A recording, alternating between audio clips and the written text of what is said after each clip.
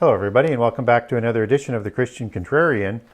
I'm Gary Wayne, author of the Genesis 6 Conspiracy, and this is episode 49, the seals and the trumpets, as we move forward with end-time chronology, overlaid onto what Jesus talked about and provided for us in Matthew 24, Mark 13, Luke 17, and Luke 21. And in episode 48, we talked about the seven churches, and I wanted to talk separately about the seven churches, kind of away from the timing as we start to move into the last 7 years and the birth pangs and all of the signs that Jesus was talking about, just to sort of talk about that as a separate entity. And I wanted to go back and underline a couple of things from episode 49, some of the things I may not have underscored quite as well as I ought to have. So when we look at the seven churches, we know that they were in existence at that time, afterwards, and will be also into the end time until the church is removed from this world. And you still have after that those who are not taken in rapture, who are still alive, and who are not taking the mark of the beast, and who will be killed and or survive into the millennium afterwards. But those who are killed will be resurrected at the beginning of the millennium. So the church age is always there after Jesus leaves and builds his church, beginning with Peter and the disciples. And this is a concept that is timeless.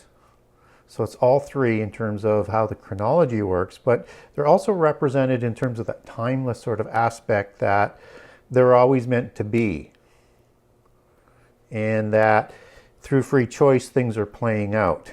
And so we see the seven lamps or the seven candlesticks that are recorded in Revelation 1:12 to 13, 2:1 and 4:5, first represented at the creation of Israel, before the church is even thought of, before they reject their Messiah. And in Exodus 25:37, we get the seven candlesticks, which are also the seven stars, which are the angels of the seven churches. And that comes to fulfillment as we learn about that in chapters 1 through 5 on the seven churches. And these seven candlesticks are represented in Zechariah 4, verse 2. And those are the same candlesticks for the seven angels and the seven churches that are represented around the throne of God even then, because they always were going to be part of it. And what's also interesting is we also get the two olive trees standing beside the seven churches as well, which is going to come into play in the trumpets and the time of the seals, as in those appointed for the earth, the two witnesses. And so when we look at the seven churches, these are represented in all of the times of the church. And so when we take that back to Matthew and happening before the seals and happening before the major part of the birth pangs that start to take place in the fig tree generation, which is the generation of the last in the world bringing on the last 7 years, we understand that there's a period of a church age between the time of Jesus' death and to now and into the end time in the last 7 years. So there's a church age here. And that's important to understand in terms of some of the other references that we're going to talk about to today, particularly with the first fruits. And this is the time of wars and rumors of war. When Jesus talks about that the end is not yet, and many people will be deceived, all of this happens in the church age. And I think that's in Matthew 4 through 6. That's the age that Daniel is talking about in Daniel 11 with this almost non-understandable by the complexity of the numbers of the kings of the south and the history of the wars and rumors of war that are continuing to go back between the powers that are trying to take control over the world, but are not able to until the ordained time, which is going to come about with the seal judgments. And that's what we've seen throughout history, and with the sizes of the wars getting stronger and stronger and stronger. And so we should look for multiple wars, multiple skirmishes, and wars getting stronger in the birth pangs and even before the seal judgments. So I would expect that we're going to see things that are Armageddon-like even before we get into the seals, because we can't imagine what the trumpets and the seals and the ultimate wrath bowl's destruction is going to look like. So we need to sort of keep that into perspective. And so if we understand that we have a period before that Jesus is sort of quickly covering, and Daniel covers in more detail, and then we move into the birth pangs starting in Matthew 24:8 of what is going to happen as we start to approach the period of the seals, things start to make some more sense. And so as we end Revelation 5 and we approach Revelation 6, we need to understand what that prophetic timing is.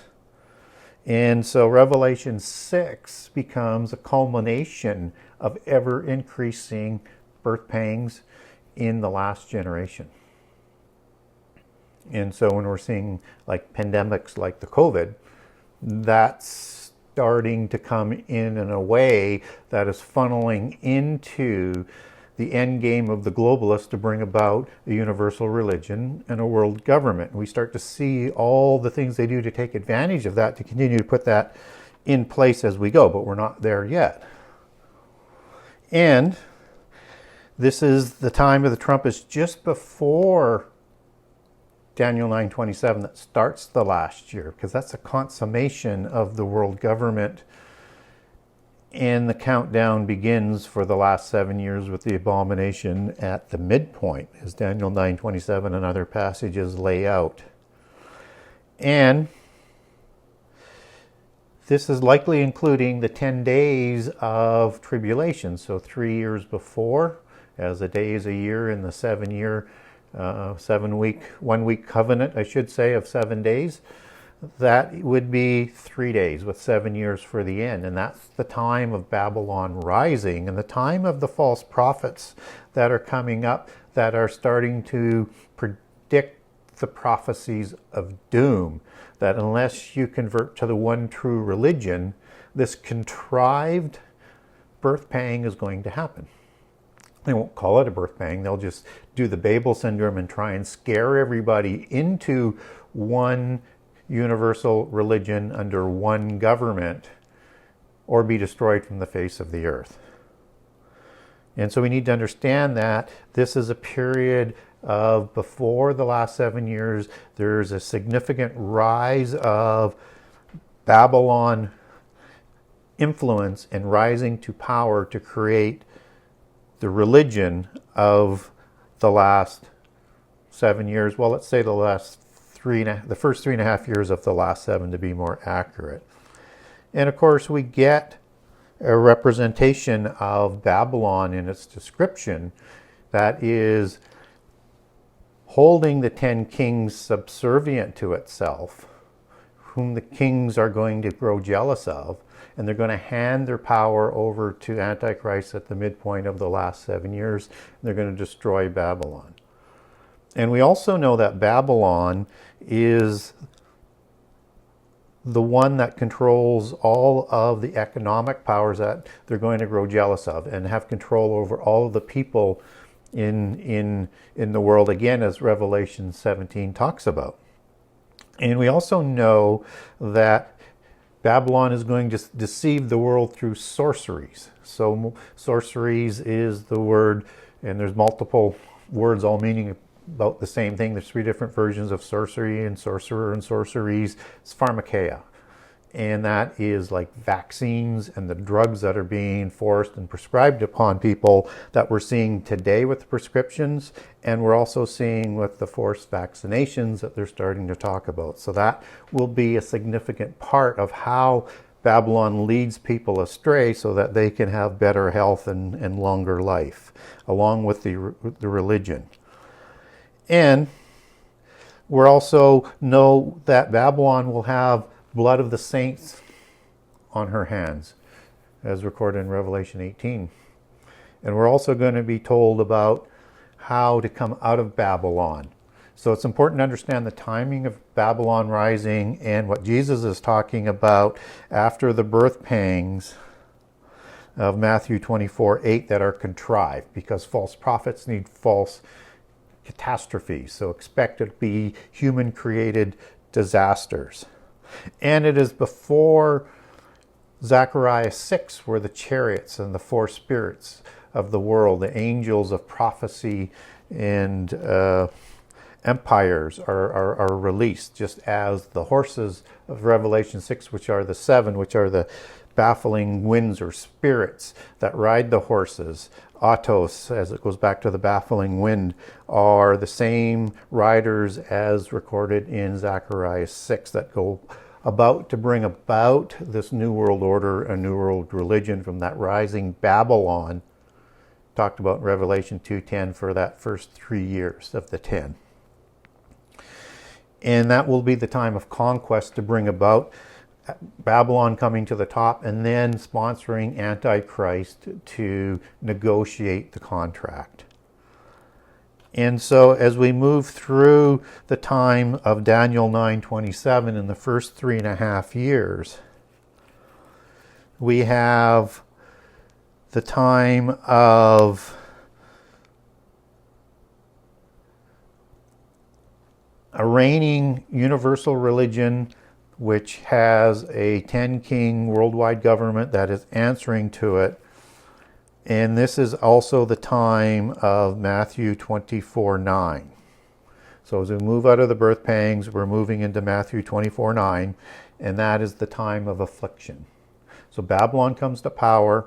Now it's really going to start the tribulation and really heat the tribulation up to a level that we thought was there before, or what we're seeing today against the church. We've seen nothing yet until we've seen what Babylon does.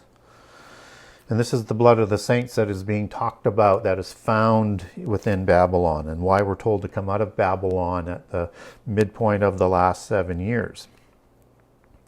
And this is the time of Revelation 6 still. And this is when we see the time of the saints, the martyrs, those who have died for the testimony of Jesus. These are the testimony of the church age.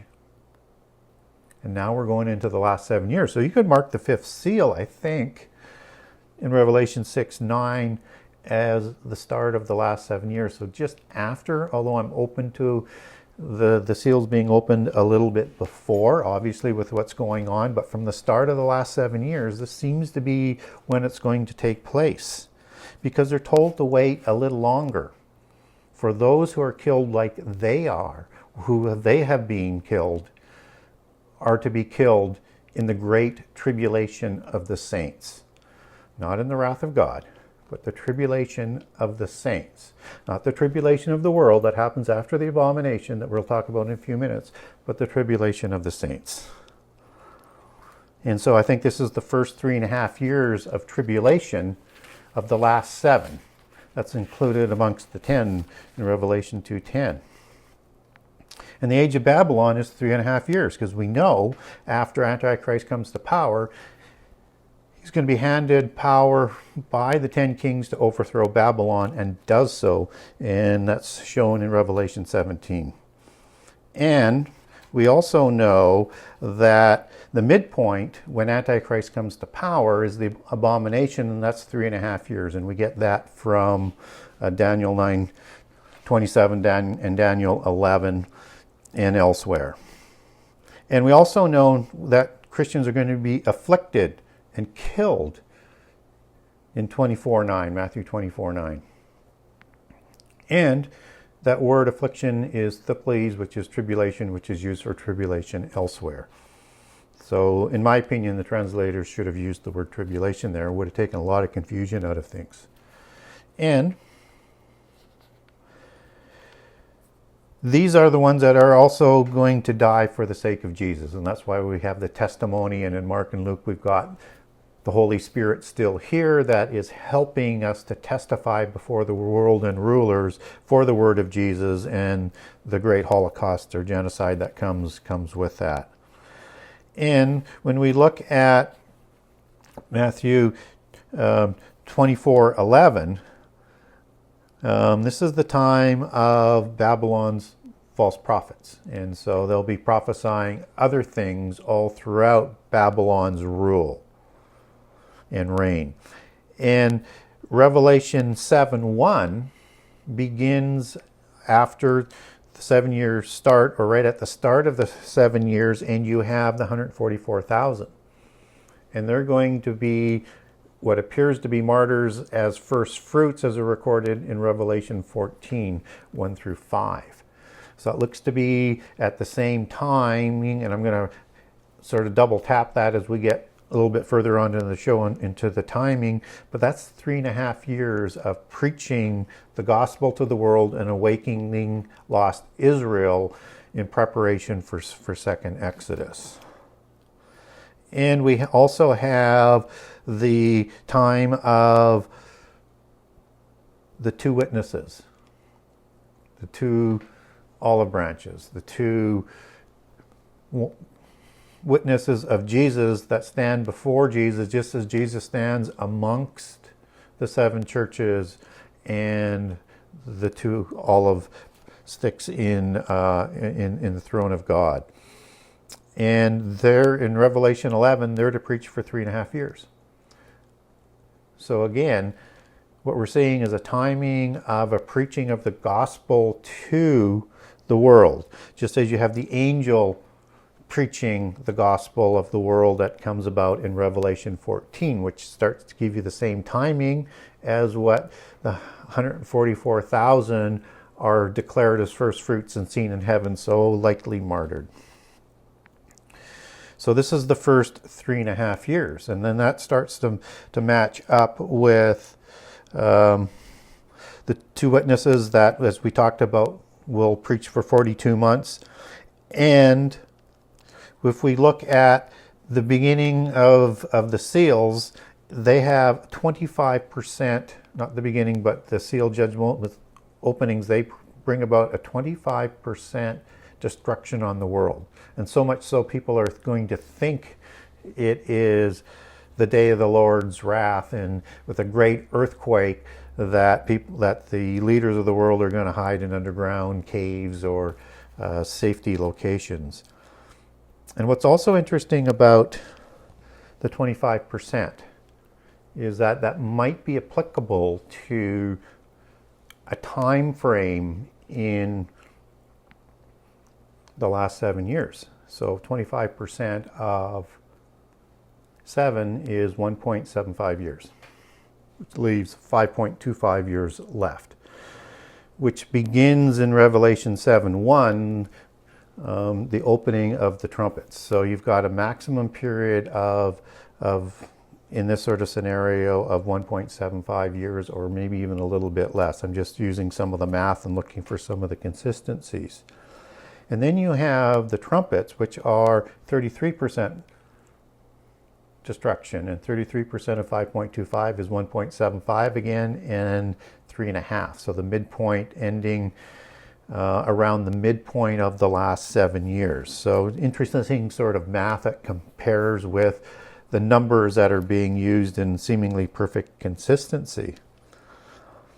And the trumpets are going to bring a level of destruction not imagined, and will bring about Antichrist with the amount of that destruction, not only from the wars, but from the pandemics, from the earthquakes, from the sun darkening. You name it, the birth pangs will be in full flying colors, and tragic catastrophes throughout perhaps 1.75 years that are leading up to the midpoint of the last 7 years, or just slightly past that point.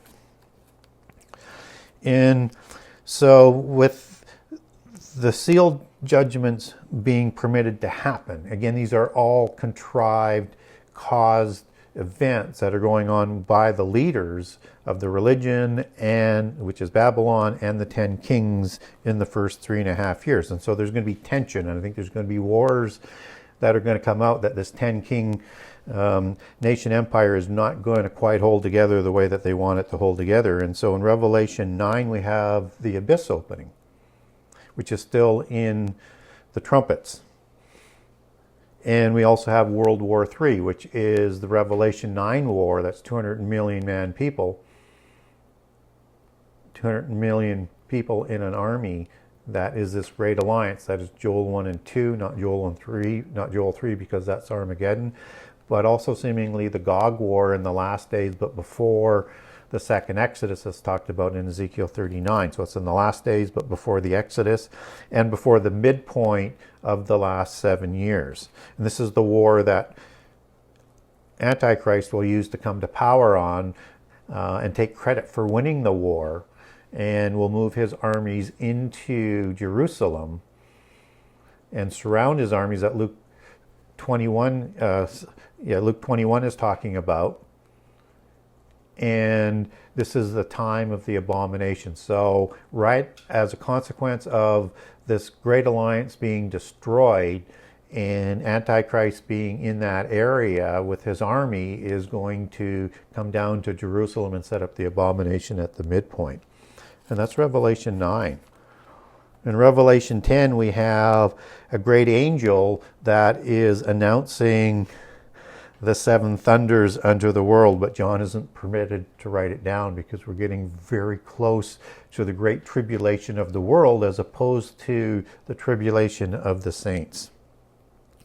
And then Revelation 10, it comes with the 7th trumpet, and after the 7th trumpet will be the mystery of God will be finished, and that introduces the bowl judgments. So we're getting all of this timing that is happening in the trumpets that ends about the midpoint or shortly thereafter of the midpoint of the last 7 years. And we also have the abomination that takes place at the midpoint that we talked about for a timing marker. And we have that's in combination with that Revelation 13, but I'm going to come back to that in a second. I'm going to talk about the 2 witnesses that are killed after 3.5 years, which are at that midpoint in Revelation 11. So we're getting the pieces that are continuing together, and just before we get into the discussion about Antichrist. And then Revelation 12, you have a war in heaven. And that in that war, all the fallen angels and Satan are going to be cast down to the earth, and are going to be partnered up with Antichrist and the false prophet, and Babylon is going to be destroyed. And in Revelation 13, you have Antichrist, who receives the power from the dragon, which is Satan, and could possibly be interpreted as Apollyon as well as being a seraphim. Different rabbit hole that we're not going to go down today, but understand his power is going to come from the fallen angels that are coming down. And in Daniel 10, he uses this power to try and attack heaven. So that Daniel 8 verse 10, where he's actually going to pull some starry hosts down to the earth and oppress them, is at the midpoint and after the abomination. So just after. So we're in that age of that time of the 7th trumpet.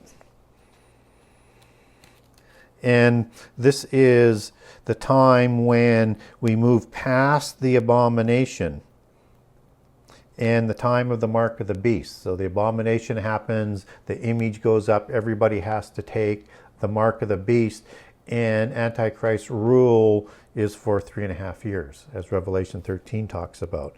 So Revelation 13 is still giving us the details of the rise and the completion of the first 3.5 years, and is coming to power.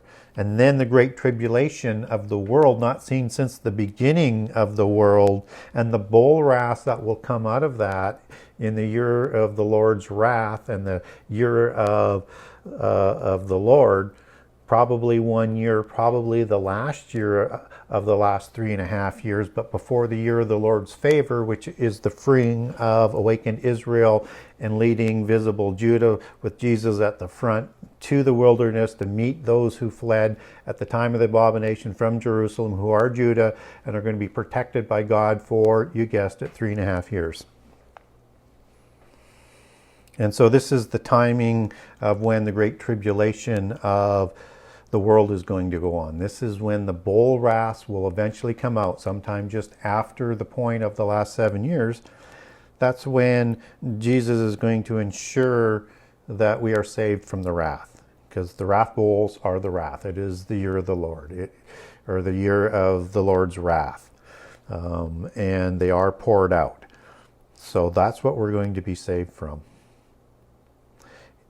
And when we look at Revelation 14, which happens just before Revelation 15, which is in preparation for Revelation 16 and the wrath bowls that leads to Armageddon, we get a completion of the details of the first 3.5 years. So we see the 144,000 who are in heaven after their 3.5 year preaching the gospel. And the angel has now just preached the last gospel to the whole world in Revelation 14 to complete what Jesus said, that before his coming, the gospel will be preached to the world. Yes, the churches have preached throughout the church age and even into the first 3.5 years, and there will be testimony even by those who do not take the mark in the last 3.5 years. But God wants to make sure that once this threshold has been crossed, once this time has been crossed in the last 3.5 years, that there is no excuse. So he has sent 144,000 to preach against the world order in Babylon in the first 3.5 years. He sends us 2 witnesses who are witnesses to things that are key to who Jesus is, what happened to Jesus in the history of Israel, and probably in the antediluvian epoch. But we're not going to go into discussing as to who the 2 witnesses are today, because that's like a show on its own. So we may do that down the road. But Revelation 14 has the culmination of the 144,000. And then Revelation 14, 7 through 20, we get a summary of the last 3.5 years. So everything that's going to happen after Jesus takes his people who are still alive, takes those who have died in him, after the last of the first fruits, because there's an order. Christ, the first fruits, and then when he comes, those who are still asleep and who have died in Christ, and those who are still alive. So that has to be fulfilled, and the first fruits are the second in the order. And the first fruits finish with the 2 witnesses and the 144,000, and all of those seen in Revelation 7 throughout the tribulation of the saints. And then Jesus comes for those who had faith in God and Jesus but died from other causes, and those who are true Christians to God and Jesus will be raptured. And those who are not will still have a chance to earn their chance through fire. And that's going to be the wrath bowls, and there's no getting around it, and not taking the mark of the beast, and not worshiping Satan, and not worshiping Antichrist. And if you are killed in that, then you will earn your right to be in the millennium, and those who survive will go into the millennium and will be witnesses and will help repopulate for the millennium. And so we get that summary of everything that's going to happen, all the major events. And that closes the first 3.5 years. And if we just sort of let Revelation overlay on to what Jesus said, things start to make sense in the timing. And things start to make sense with all the other passages. So I'm hoping that brought a few things together from episode with the 7 churches that we did last 2 weeks ago. And hopefully when we do the next episode for the last 3.5 years in a couple of weeks, you'll see how things fit together even more. So until next time, may God bless you abundantly. And if you have any questions or you want to get hold of me through my website, the Genesis6conspiracy.com. That's Genesis6conspiracy.com. And thank you and goodbye.